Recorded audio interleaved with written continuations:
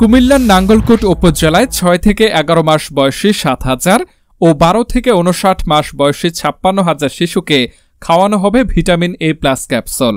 এ উপলক্ষে শুক্রবার সকালে উপজেলা স্বাস্থ্য কমপ্লেক্সের সভাকক্ষে ভিটামিন এ প্লাস ক্যাম্পেইন বিষয়ক এক অবহিতকরণ সভা অনুষ্ঠিত হয়।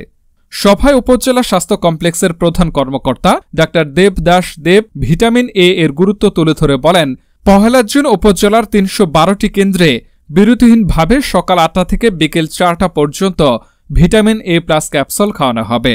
ভিটামিন এ প্লাস ক্যাপসুল খাওয়াতে কোনো ঝুঁকি নেই, বরং ভিটামিন এ শিশু মৃত্যুর ঝুঁকি কমায়।